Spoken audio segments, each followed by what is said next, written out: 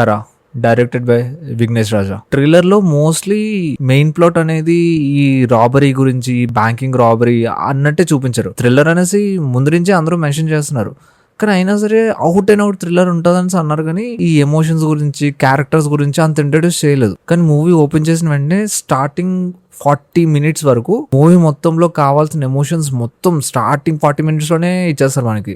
So దాని తర్వాత character యొక్క ఆ ఆర్క్ కి, ఆ మోటివ్ కి మనం ప్రాపర్ గా కనెక్ట్ అవుతాం.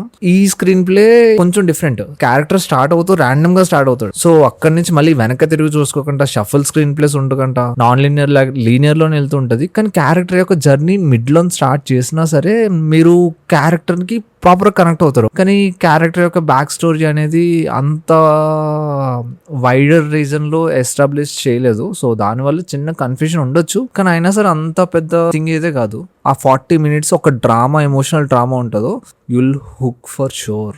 ఆ పోర్షన్ లో కేఎస్ రవికుమార్ గారి ప్రాపర్ యాక్టింగ్ అనేది ఏందో చూసారు. ఏదైతే 45 minutes ఆ 1 hour డ్రామా ఉందో, దాని తర్వాత నుంచి అవుట్ అయిన ఒక యాంటిసిపేషన్ థ్రిల్లర్ లాగా వెళ్తుంటది. ఇప్పుడు ఇంకా క్లియర్ గా చెప్పాలంటే ఆ స్క్రీన్ ప్లే అనేది, లక్కీ భాస్కర్ స్క్రీన్ ప్లే మనం మూవీ చూసినప్పుడు ఎంత యాంటిసిపేషన్ అండ్ టెన్షన్ ఫీల్ అయ్యామో అంత ప్రాపర్ టెన్షన్ ఉంటుంది.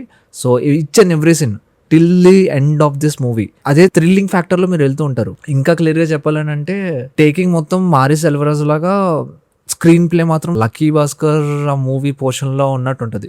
నాకు till the end of this film next scene కి కావాల్సిన టెన్షన్ అండ్ యాంటిసిపేషన్ అనేది ప్రాపర్ గా ఎస్టాబ్లిష్ చేసుకుంటూ వెళ్ళారు. దాన్ని ఎవ్రీ సీన్ లో అంతే ప్రాపర్ గా ఎగ్జిక్యూట్ చేసుకుంటూ కూడా తీసుకెళ్లారు.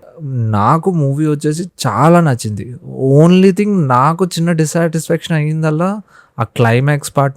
అంటే క్లైమాక్స్ అనేది ఎగ్జాక్ట్ చెప్పలేం, కావాల్సిన పే ఆఫ్ ఇచ్చారు. ఏదైతే క్యారెక్టర్ తీసుకున్న డిసిషన్స్ కి, వాళ్ళ మోటివ్స్ కి, అన్నిటికీ పే ఆఫ్ ఇచ్చారు. కానీ ఆ క్లైమాక్స్ లో ఏదో ఒక చిన్న ఎమోషనల్ నోట్ అనేది ఒకటి చిన్న మిస్ అయింది కదా. అంటే కరస్వామి అనే క్యారెక్టర్ అట్లాంటి డెసిషన్స్ తీసుకోవడానికి ఆ మోటివ్ అనే దానికి ఎంత ప్రాపర్ గా ఎమోషనల్ ఇచ్చారంటే దానికి అంత కనెక్ట్ అయ్యాం. కానీ క్లైమాక్స్ పార్ట్ ఏదైతే ఉందో ఒక చిన్న ఎమోషనల్ నోట్ అనేది ఒకటి మిస్ అయింది అనేసి ఫీల్ అవుతున్నా. ఇంకోటి వాళ్ళ ఫ్యామిలీ యొక్క ప్రాపర్ పే ఆఫ్ లేదు అనే ఫీలింగ్ వచ్చింది. మెయిన్ గా 2 విషయాల్లో నాకు చిన్నది కూడా ఫ్లా అనిపించలేదు. ఒకటి బ్యాక్గ్రౌండ్ మ్యూజిక్, సౌండ్, సాంగ్స్ మొత్తం పర్ఫెక్ట్. అసలు నాకు చాలా డేస్ తర్వాత ప్రాపర్ ఒక డైరెక్ట్ స్ట్రైట్ ఫిల్మ్ చూసినట్టు ఫీలింగ్ వచ్చింది విత్ ప్రాపర్ లిరిక్స్ తో పాటు. రెండోది casting and their performances, man, beautiful, perfect. అసలు each and every character, Dhanush అయినా, మమిత అయినా, కేఎస్ రామ్ కుమార్ అయినా, పోలీస్ ఆఫీస్ క్యారెక్టర్ అయినా, ధనుష్ వాళ్ళ మదర్ క్యారెక్టర్ అయినా సరే, each and every person, man, they delivered like 100%. నాకు ధనుష్ను కూడా డామినేట్ చేసిన క్యారెక్టర్ ఉన్నారు అని అంటే KS Ravikumar.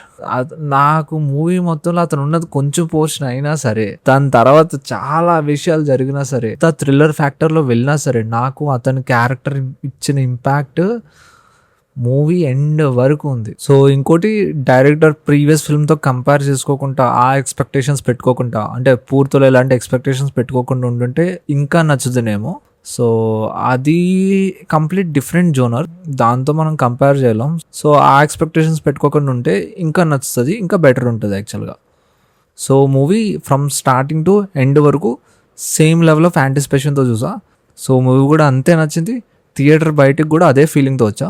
So I think that's it for the video, and this is film corner.